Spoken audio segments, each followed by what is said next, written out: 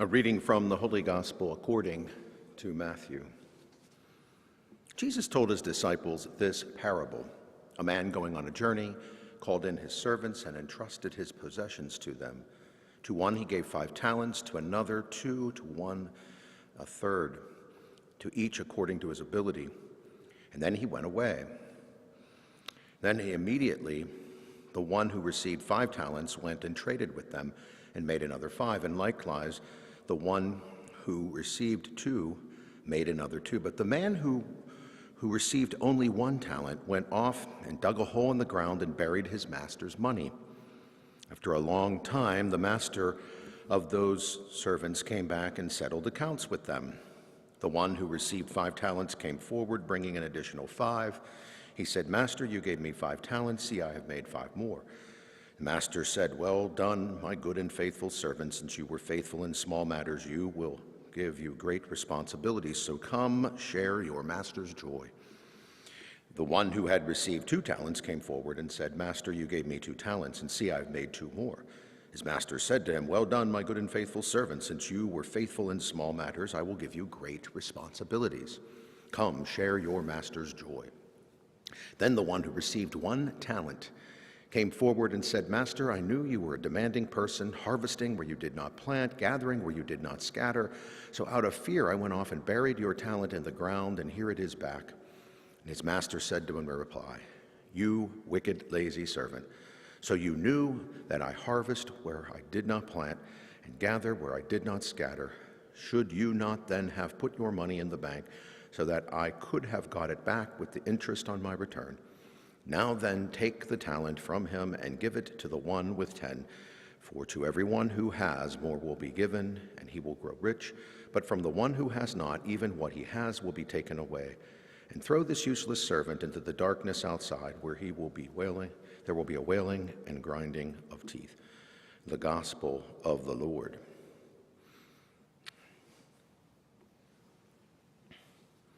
Good and faithful servant, you have done well. Receive more responsibility. Well, will the circle be unbroken? By and by, Lord, by and by, there's a better home awaiting in the sky, Lord, in the sky. Well, that old hymn, an old Christian hymn written at the beginning of the 20th century, has been, for whatever reason, on my mind all week. And it might be because the song, of course, is about the end of life and seeing as somebody passes on, will there be a circle that remains unbroken? Can we keep hoping in a fullness of life, you might say? But the song is a little bit defeatist. It sort of puts all of the stock in the next life. I think that's what it means by an unbroken circle. And I kept thinking, why does that song seem so much in my mind? Because it might be that we, at this point in the liturgical year and at this point in the academic year, we're kind of running out of time. In the liturgical year, of course, it'll be about 2 weeks, less than 2 weeks really, and we will enter into Advent. And by the way, this will be one of the shortest Advents we've ever had for a whole bunch of reasons on how the calendar lines up with Advent. So we're running out of time, and the readings, of course, give us warning about getting ourselves together because we're running out of time. There's a lot of that in today's readings as well. And then here in the university, of course, it's the end of the semester, so it's at that point now where students realize we're kind of out of time. At this point, you're either going to do well with this course or not. You're either going to catch up on your work or not. You're either going to do that reading or not. It's kind of do or die at this point in the semester when it comes to your grades. So students are feeling that, and you can feel that around the campus. So I was thinking about that because I thought, well, when we know that we have only so much time, then what is it that you and I can do to really pay attention to how it is that we can get certain things done? We triage, so to say. We come and say, what's doable, what's helpful, where do I maybe make some choices about things that I'm not going to do? And we get into that, I don't know what you want to call it, triage mode is the way I talk about it. And it's a good thing to do because it also allows us and forces us to prioritize, to understand some things may be more important than others. Now, we could get that wrong, of course, because we could maybe miss the mark, or we could maybe succumb to too much pressure for somebody who thinks this is what's most important for us, and therefore you must do it. And sometimes we have to push back and say, well, it's not as important to me as it is to you. But I think today's gospel, where it says we're being given something to invest within a limited amount of time, right? That's what the gospel says. And in that, people come forward back to the master who gave them their talents, who gave them their investment, and they did good by it, except for that one who played it very cautious and got back what, in fact, that one talent that he received, and didn't do good by him. And so then again, he is no longer part of the future project. He's no longer going to have more responsibility and therefore be part of the master's work. And of course, this story is told by Jesus of Nazareth so that you and I can pay attention to what it is maybe God gives us by way of gifts, by way of time.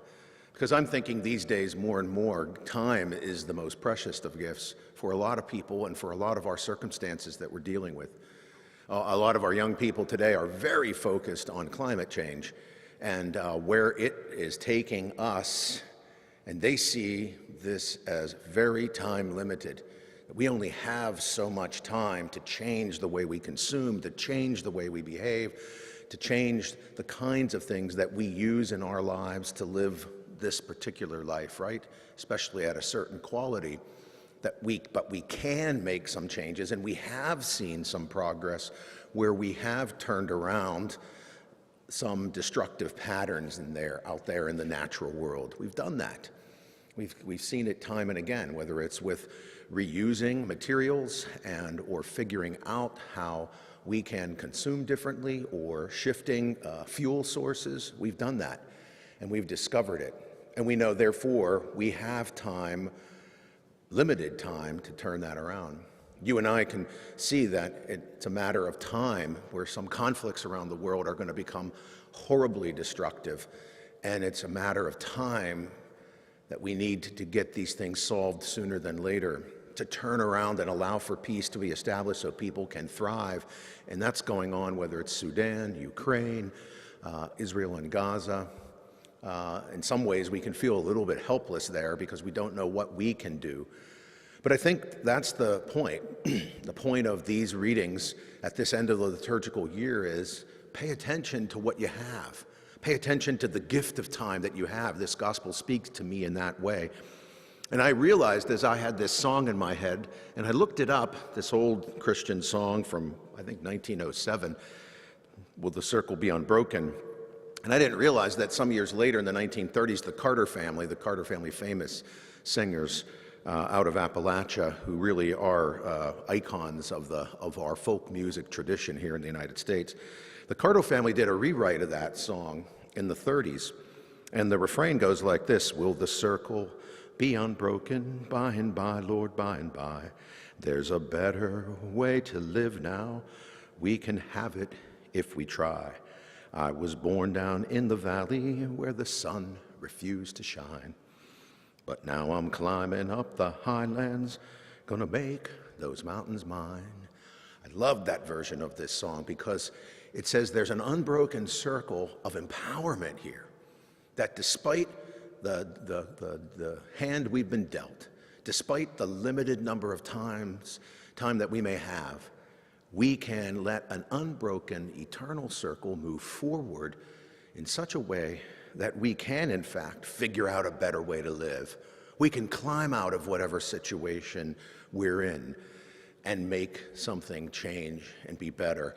And I see the unbroken circle then as passing that on to another generation, to let the circle continue, a circle of life that allows you and I to be able to step forward.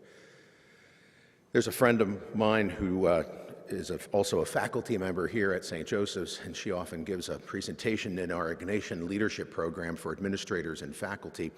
And she often talks about that time of a year where she takes a day or so for herself to decide how she's going to use her time in the next year, That's what's nice about the academic schedule. You have these endings and beginnings, and you can rethink what you're going to do the next period of time, the next academic year, the next semester. And she has this thing once a year where she looks at everything she's committed to by way of committees and lots of other things, projects, whatnot. And she decides at the end of that reflection if she's going to break up with some of these commitments so that she can more deeply commit to some new things or recommit to some things that she's been working on. Because we only have so much time, and actually we only have so much time and energy. We're finite human beings. So she makes a choice, and then she comes out of her reflection period that one time a year and decides to break up, as she says, break up with some things that she's been working on so that, again, she can commit more deeply or commit to new things, but maybe reinvest in those projects that are more important and more timely for her at this point in her life. Well, it's a reflection that's not unlike St. Ignatius's exploration of the magis. How at this moment in time do I commit to that thing which is more deeper, more deeply part of who I need to be, that greater thing at this time that I can commit for, that in a more refined and serious way, and maybe then therefore make some choices that these things are distracting from that goal. And St. Ignatius, of course, just like my friend, says, and periodically you keep reevaluating that because our priorities change, our circumstances change, and our times change, right? So I think, inspired by that Carter remake of The Circle, that should be unbroken, and that we now can find a better way to live. We can certainly find a better way to use our time, friends. And as we end this liturgical year, and God asks us to pay attention to what time is left, to be focused, maybe even in an urgent or reinforcing way, to say, you and I need to look at the ways in which we're committed. We step into the Advent season where we will be asked to maybe focus on the ways in which we wait for the Lord to come more deeply into our lives yet again. And in that way, God gives us our sense of self and priority for this new liturgical year. For our students, it becomes a time of Christmas break where they know that they can restart a new semester and recommit in new ways and maybe be more successful or allow themselves to engage in new things in a new semester. So for you and I, as we end this liturgical year, as we go into holidays, let's know that we're part of an unbroken circle of God's grace in our lives and of the way in which we can focus on what and how we need to be now, passing that on to those who come in that eternal circle of life after us, and make our best contribution for who we are in our times at this most important moment for us, whatever that is. So may the circle be unbroken, and may we who have been entrusted with some things be now entrusted to use our gifts even more wisely in the time that we have, in the place where we are, in the way that God asks us. Amen.